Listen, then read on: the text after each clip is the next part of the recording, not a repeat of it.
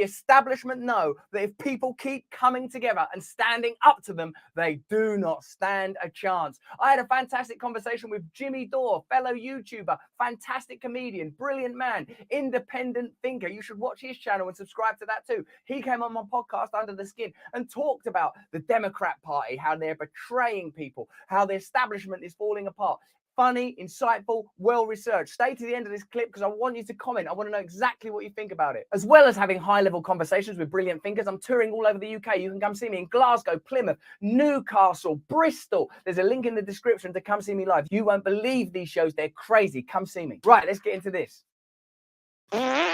What seem to you to be the absolute priorities in creating a new politics, you know, like media control, freedom of speech, allocation of funds, real democracy, waking people up, which is just like, I know this is your bread and butter, you do it every day. What would be your priorities, and would you address some of the things I said, like that sort of local, like that tax autonomy model and stuff? Well, let me just say this before I address your question directly, is that, you know, I live in California. Now, California is the 5th largest economy in the world, just the state of California. And we have a super majority Democrats elected in California to run our state legislature. Super majority, meaning Republicans can't stop anything the Democrats want to do. And we also have a Democratic governor. So if you think the fix to capitalism or oligarchy or to the republicanism or corporatism or to any of the problems in your life is voting harder Democrat, this should disabuse you of that idea. There's people sleeping under every bridge in California. We don't have student debt relief. We don't have, people can't afford to live here. We have unbelievable income disparity. We have a housing crisis, and we don't have health care in California. So if you think you can vote your way by voting Democrat out of any problem you're in, that is ridiculous. And that's why when people come on your show and say, we got to just vote harder for Democrats to fix it, they don't even believe that. That's just a lie. That's no one who is a sentient being who's been alive for the last 6 years. I've been watching politics since 1980. Nobody could believe that. That's just a bullshit, 100% on its face. The people who keep telling you to vote for Democrats are people who don't want to actually get outside the polite society that they circle in. You know, the bubbles that they travel in. They want to stay friends with all those people people who are oppressing workers and all that stuff. And they don't want to. That's what that is about. Now, how can we get more control over our government? Now, I mentioned Ralph Nader before, and I said this before I knew he had said this, but in 2015, 2016, I was telling people, because the Democratic Party had cheated Bernie Sanders. That's not hyperbole. It was proven. People had to step down in shame that they were cheating. Hillary Clinton was literally running the Democratic National Committee during the primary, which is, you know, that's fraud. That's unethical fraud and should be criminal. So what I told people is, you can't now give your vote to these people. So what you have to do is, if everybody who voted for Bernie withheld their vote and told pollsters that they're not going to vote for Hillary Clinton, she would be down 10% in the polls, and she would never have a chance to beat Donald Trump. And so then we would have power. And then the Democratic Party would have to come to us, because then they can't win an election without us. So we would be forcing some kind of an issue there. And so that's what Ralph Nader was saying all the time. We don't have to win an election. If we can get 10% or 15% of the people, 10 million or 15 million people, to band together and say, we're not voting for you unless you promise us health care. We're not voting for you unless you promise to end the wars and invest that money back here. We're not voting for you unless you promise to cancel our student debt. We're not voting for you unless you promise to give us a living wage. They would have all that power. Now it's up to the Republicans or the Democrats. Which ones do you want? And now to be all out in the open. And if neither of them wanted those votes, that's when we'd have another trucker sit down where they would shut stuff down. So this is that was my big idea, Russell, that you don't need to get enough people in a third party or a major party that could actually win a national election. You just need to get enough people that are like-minded, who are willing to not vote for those parties. And that's how you influence them. And that's how you can have massive. So we're not going to get anything in the United States without massive public displays of protest, right? Direct action.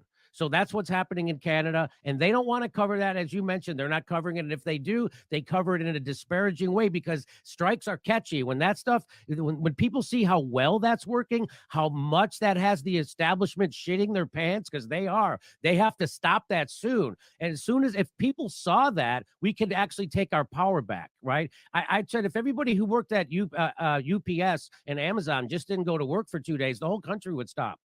And so they have to realize their power. But the problem is unions also get corrupted. And so now the major unions aren't really against the oligarchy. They are the oligarchy. Donald Trump and the storied mugshot. Now, look, I'm still having fun with this. Perhaps I just have a little bit too much lib in my bones. But I got to admit, it was pretty great to see him and what he went with. You know, we didn't know if he was going to go with the smirk or the beaming, kind of mocking smile. Instead, according to his aides, he was trying to channel Churchill with this. I get like Revenge of the Sith energy, you know, when Hayden Christensen was trying to act really intensely in the third prequel movie, and he just did the scowl the whole time. And when he's going to the dark side, that's how you know. So that's what the energy I get from this. Let's put this up on the screen. Yeah, there he is. I think it looks like he's trying not to cry. His eyes are very red. But the eyebrow cocking is almost like it's almost like rock level. He's sort of like, can't tell if it's like ironic or not. I mean, I think he wanted to look tough. Yeah. It says never surrender after he surrendered to authorities. Never surrender upon literally surrendering. DonaldJTrump.com. Donate to my legal defense, please. That's why he posted on Twitter for the first time since January 8th, since his account was locked. There's a lot of Republicans that are saying, you know, this is exactly, you shouldn't have done this. Don't let him get in his zone. He's really going to go off now that you did this. This is exactly where he wants us. I just say, like, all that money that could be going to Republican primaries, yes, send that to this guy's legal defense. I'm cool with that. It is a really fascinating moment in American history when someone's existential dread about going to prison is completely intertwined with a political campaign. It seems also like the lawyers and the campaign advisors, it's just one big happy family there, which presents just, you know, a bunch of different ethical questions, but let's put that aside for right now. There he is, former president of the United States, Donald Trump, booked on 13 felony charges in Fulton County. That's 13 out of 91 individual charges against him right now in total. 13 in Fulton County, 4 in the federal election case, 40 in the classified documents case, just because of the number of documents, 34 in the New York one for falsifying business records. And what's important here is that no federal pardon works for Trump in this case, because it's a state case. And in Georgia, they have previously stripped the governor of the power to pardon as well. So that also makes it more difficult for Trump, because say there was some, you know, far right governor who wanted to do so, they wouldn't have that power. The power that they do have, though, and we'll get into this definitely with Jamaal, is that Fani Willis is in jeopardy of being ousted from office because Brian Kemp signed a law in May allowing for a basically politicized body to oust prosecutors if they are not sufficiently tough on crime, even if they're democratically elected. And this is just like a Republican playbook now to look, you know, tough on crime and to target oftentimes non-white reformer prosecutors throughout the state if they choose to maybe not, you know, warehouse people and lock them up with it's like Willie Horton sort of policy, right? And now it can, and I'm not sure what the intention was from Kemp's end, but he signed it, and they have fast tracked it, so it is supposedly going into effect on October 1st. So they could potentially try to get her out of office in retaliation for choosing to go and prosecute Donald Trump. But I guess we'll cross that bridge when we come to it. Just something to monitor.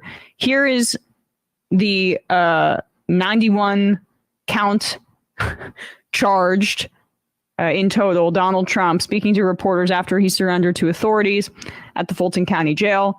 And a reminder, that apparently he tried to orchestrate this so this would happen basically in prime time for the news cycle. So he still has that that mentality, and this is what he had to say. It's a very sad day for America. This should never happen. If you challenge an election, you should be able to challenge an election. I thought the election was a rigged election, a stolen election, and I should have every right to do that. As you know, you have many people that you've been watching over the years do the same thing, whether it's Hillary Clinton or Stacey Abrams or many others. When you have that great freedom to challenge, you have to be able to, otherwise you're going to have very dishonest elections. What has taken place here is a travesty of justice. We did nothing wrong. I did nothing wrong. And everybody knows it. I've never had such support. And that goes with the other ones, too. What they're doing is election interference. They're trying to interfere with an election. There's never been anything like it in our country before. This is their way of campaigning. And this is one instance, but you have 3 other instances. It's election interference. So I want to thank you for being here. We did nothing wrong at all. And we have every right, every single right to challenge an election that we think is dishonest, that we think is very dishonest. So thank you all very much, and I'll see you very soon. Thank you very much.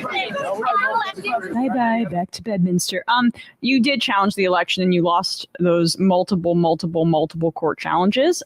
And then you went around that and with the rest of your co-conspirators, cooked up a scheme that would submit fake electors, aka fake vote totals, to the official count in order to install yourself in power.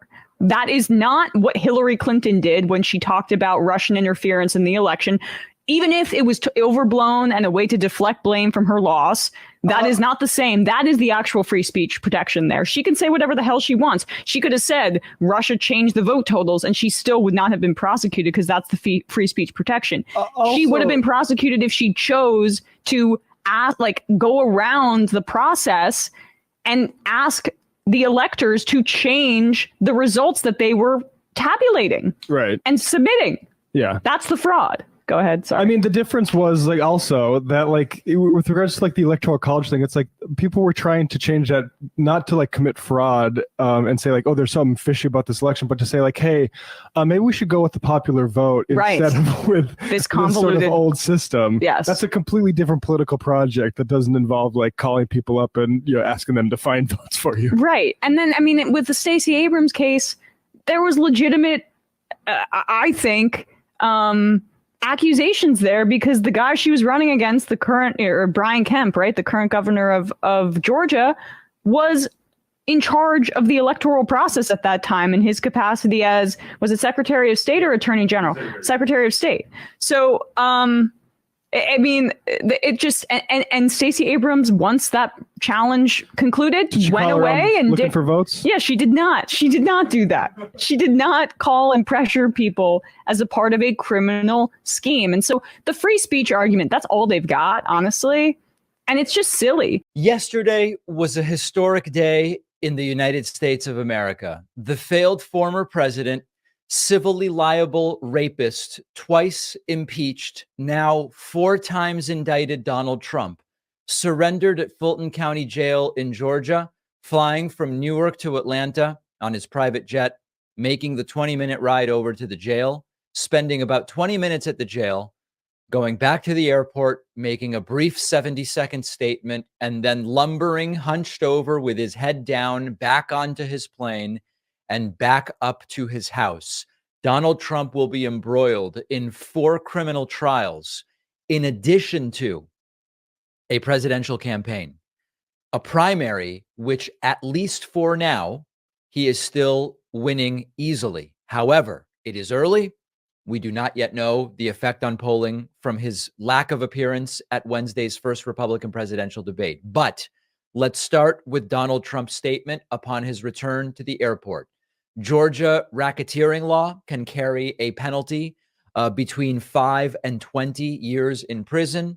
Here is Donald Trump continuing to insist that this is all just because he objected to the election results. Now, before I play the video, just a quick reminder, there was a mugshot. That mugshot released very quickly, and it is a posed and appearing to be defiant Donald Trump with a scowl and hunched over and bending forward. Make of the mugshot what you will. Here is the statement from the failed former president, unable to even give a 1-minute statement without lying. Thank you very much for being here. I really believe this is a very sad day for America. This should never happen. If you challenge an election, you should be able to challenge an election. I thought the election was a rigged election, a stolen election, and I should have every right to do that. As you know, you have many people that you've been watching over the years do the same thing, whether it's Hillary Clinton or Stacey Abrams or many others. When you have that great freedom to challenge, you have to be able to, otherwise you're going to have very dishonest elections. What has taken place here is a travesty of justice. We did nothing wrong. I did nothing wrong. And everybody knows it. I've never had such support. And that goes with the other ones too. What they're doing is election interference. They're trying to interfere with an election. There's never been anything like it in our country before. This is their way of campaigning. And this is one instance, but you have 3 other instances. It's election interference. A couple of things about the video. When you were watching the Majority Report video with Emma Vigeland, did you notice she said something about the mugshot or Trump being indicted? I don't know, or something about it, or it's just too much inner liberal or something, too much inner liberal. Did you guys hear her refer to herself sort of acknowledging that she has a lot of liberal in her, because she said too much? So I'm taking that as a lot. So now I can go over the reason why I picked the particular clips that I did pick. The Jimmy Dore clip, I mean, it's just the stuff that he's talking about is always good to have a refresher. And then, of course, the 2 clips about the Donald Trump indictment, aka the mugshot, and just wanted to show what the NATO left, how their reaction is. This is Trump mugshot madness, and I call it that because you would think this mugshot was like the smoking gun of him doing something. I don't get it. But we're gonna go through a bunch of receipts here. Let's wait for it to change. We'll start here. Aaron, we're calling this segment Trump Mugshot Madness, and we'll be seeing a little bit on both sides, the liberal nonsense when we get to Jamaal Bowman. He's kind of the epitome of the liberal nonsense side. Then also the conservative or the Trump supporter side, that they're taking their own mugshots and they're calling it MAGA mugshots. So it's a lot of crazy shit going on. I wish I could bring up my TikTok, because TikTok has really got a bunch of nonsense, not nonsense, but crazy funny videos. So let's start here with this. Trump returns to Twitter. That's the real Donald Trump. This is his account. It's at 1.6 million now. Just insane. But this is the mugshot. This is the mugshot that's getting everybody's penny in a bunch on both sides. You know he practiced this. What Trump understands is media. And you know he planned this. I hear they're selling shirts. I hear they're selling mugs. I think one of the news clips we're going to play talks about it. But it says DonaldJTrump.com, and then it has mugshot August 24th, 2023. And then it says election interference, never surrender, DonaldJTrump.com. So that's the thing. I mean, this is so PMC from the Democrats' point of view. Like, you're waiting for a mugshot. This is a win. You're dancing because of a mugshot, a picture. So if he gets off, what does the mugshot mean? What value does the mugshot mean? And I'll read Ryan's tweet.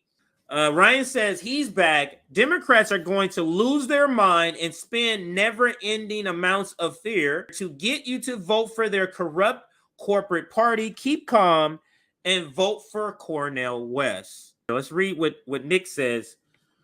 The goal of liberal establishments is to make a small percentage of Trump supporters to do something radically violent so they can justify a further increase of police state, just like January 6th. That's why they are so obsessed with jailing Trump while letting criminals like George Bush walk free. So now I remember why I wanted to put that there. So I saw that comment from Nick.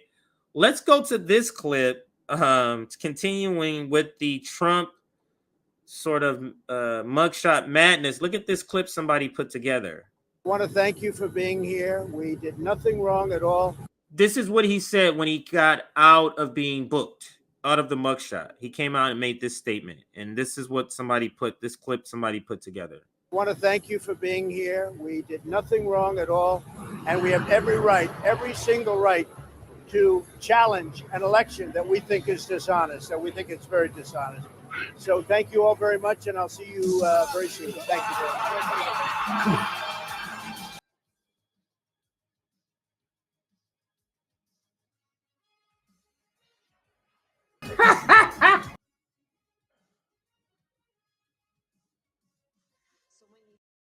Let me turn the sound off because it sounds like something that might catch the ear of YouTube. So let me turn the sound off right there and play it some more. But look what Superman is doing. I guess he's reversing time. Somebody made a video of Superman reversing time to what? To get Trump off before the charges? We're going to see. You see how everything is going rewinding in time. And I'm going to bring back the sound in just a second and see and hear where we're at here.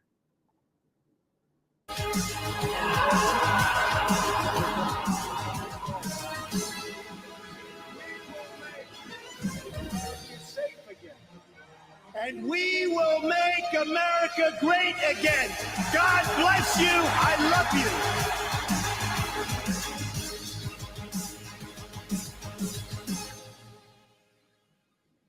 Man, you talk about a guy taking whatever they throw at him and turning that shit around on them.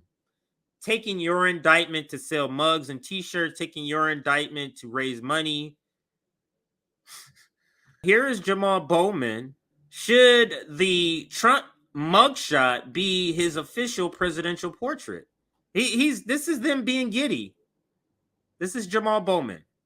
That's why all your money you donate him to. This is the production you get. This one, do dissidents just shouting out return of the king? They're talking about Trump returning. Let's read this. This is Marjorie Taylor Greene. I didn't even go to her page. And then we'll get to what Jamaal Bowman says of it. This is the photo that will win the 2024 presidential election. The American people will not stand for communism. What the hell? What does communism have to do with this? This is why so many people don't understand. They just throw communism. They go, well, communism must mean this. They have no idea what communism means. But I do agree with this first part, or semi-agree. This photo could be the thing that catapults him right back into office. All of these indictments could be that thing. Now let's go back to the quote tweet of Jamaal Bowman of this, and it says, Rep. Green, with all due respect, you need to take a high school civics class. Law and order is not communism. Justice is not communism. The downfall of the leader of an insurrection is not communism. But you know what is practically textbook definition of communism? Taking $183,504 in PPP loans from the government during a global pandemic that you said was a hoax and then never paying it back. He's saying that's communism. So Jamaal Bowman, the guy who is affiliated with the DMC, the DSA, you know, the socialists, is out here spreading lies about communism. I can't believe this. So he didn't go, these things are communism. That's not communism. Communism is actually this. This other thing is corruption. He's actually saying corruption of PPP loans is an example of communism. DSA. This is a socialist spreading lies about communism. Just can't believe it. Let's continue. You are a disgrace to the office you hold and to everyone you represent. Stop spewing lies. Do your damn job instead of stealing from the American public. If you can't do that, resign. This is what red meat. Like, this guy is just a joke, man. Let's move on from this joke. Now, let's get to MAGA mugshots. Here is Marjorie Taylor Greene. She says, I stand with President Trump against the commie DA. Why is communism keeps getting... Why do you keep injecting communism here? I stand with President Trump against the commie DA, Fani Willis, who is nothing more than a political hitman, or a hit woman, I would say, tasked with taking out Biden's top political opponent. Persecution, not prosecution. MAGA mugshot. And they passed a law in Georgia. She's likely going to get taken off that case. The law goes into effect October 1st. The trial, Fani wants to start the trial in October, late October. She'll be removed before then. This is Marjorie Taylor Greene's mugshot. She's like, oh, yeah, I want to try to embarrass him. Now we're all are proudly taking. You see, this is genius. Whatever you say about Donald Trump, this team, these are genius. This is shit black people would do. Like black, like in the sense that you use the N-word, we flip that shit into something good. We flip things in this sort of way. And I have a video where a person is speaking. Is it on?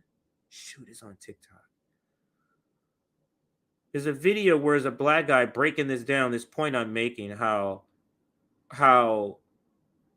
like what they're doing to Trump is almost making some black people who obviously aren't politically in tune, who are just looking at headlines, are making Donald Trump more appealing. Because like black people have no problem, and other people of color, brown people of color too, have no problem with ex-felons, current felons. People in our family are going through the court system. So it was this video I saw of this black person making this point on TikTok.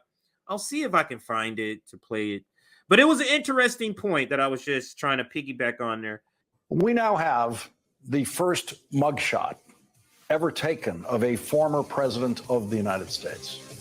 Here is Donald Trump's mugshot, which will instantly become the most famous mugshot in the history of photography. Man, that song. Hold on. Let me pause. Let me turn the sound off.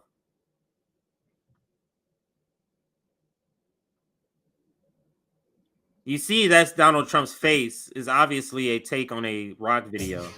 That's Donald Trump's face. And I approve this message. We now have the Turncoat Don with the classics. I couldn't play all of the sound. Let's go to this one. Share yours. It says this is another person. This is Brandon Skaka taking their MAGA mugshots. I'm just going to show you a couple of them real quick here. Now, this is the Lincoln Project. This is not the truth. This has been altered. This is not a crowd of people cheering to that. This is the reaction from something else, and they just edited the video of the mugshot in. But this is the pettiness of the professional managerial class. What does this do? The mugshot. But in their circles, this means something. Even if it gets off, look at you. Icky, you were down there with the peasants taking mugshots. So icky. To somebody in upper, ruling class, this might be something. So to them, the Lincoln Project, This is something in their circles in the Hampton as they're drinking their wine.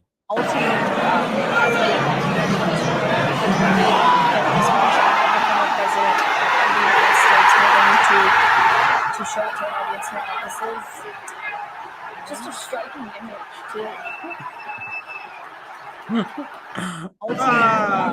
So petty, so ridiculous. Like, what are you getting out of this, Lincoln Project?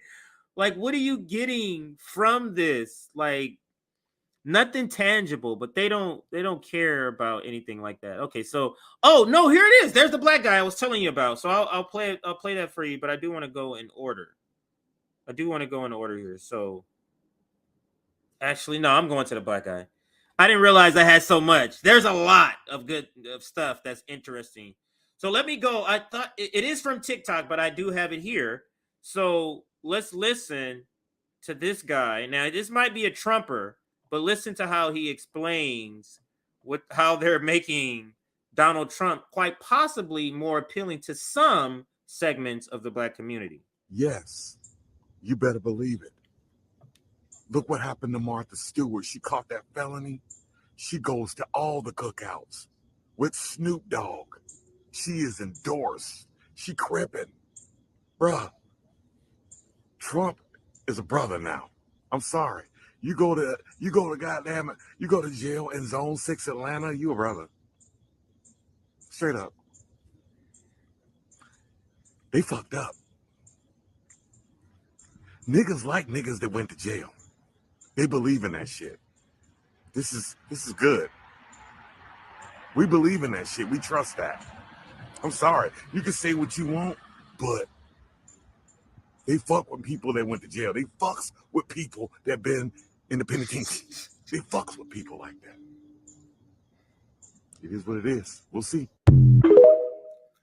It's an interesting point. I can't completely discredit that because the police state goes after black people. So many of our family members are wrapped up in the system. So it is a normal. It's like, yeah, they're saying you this, but we know you're not this. So it's a normal sort of thing. But to that point, so that's what I was alluding to earlier. Here's a headline: Trump using mugshot to fundraise on Truth Social. That's a rawstory.com. Maybe we'll get to it. Here's another one that's put up next to MAGA mugshot. Then you got John Cusack. Is this not a total sign of a liberal? He posts this, tweeted this: Trump mugshot doesn't make front page news. So he's mad at the New York Times that Trump's mugshot didn't make the front page. This is John Cusack, just another shit lib, celebrity shit lib. There's a ton of those. All right, now here's another play on a movie. They put Trump's face on it on some different characters. So let's watch this. This is another one, and we'll go back to the other video. Let's watch this here.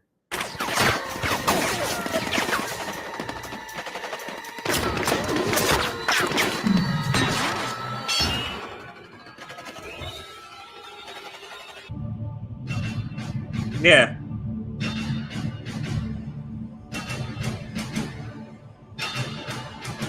Retribution. It said retribution on there. Did you see that? Like, revenge is coming for all of this you guys are putting me through here.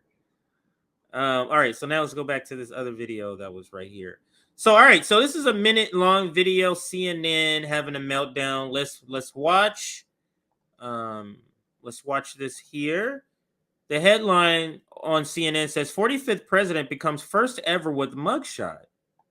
In terms of how iconic that photo is, we now have his supporters in Georgia photoshopping themselves into mugshots. Fulton County I showed mugshots, you that already. putting those on Twitter and calling them MAGA mugshots and saying that now it's on. So he has galvanized his supporters even further. That's going to be a huge problem if he makes it to a general campaign. But so far right now, his base is sticking with him more than they ever have. We can put one of those up. Marjorie Taylor Greene, she tweeted out a Photoshop mugshot with the hashtag MAGA mugshot. Jeremy, you've been shaking your head as that was described. What are you thinking? It's deplorable. It's a mockery of justice. It shows Horrible. the insanity, or for lack of a better term, of people who are so lost in their obsession with Donald Trump and this theory that the election was stolen. And I saying pathetic is not strong enough. It's just really sad. And you see here Carrie Lake shouting out the picture. This is galvanizing. We will never surrender, Trump 2024.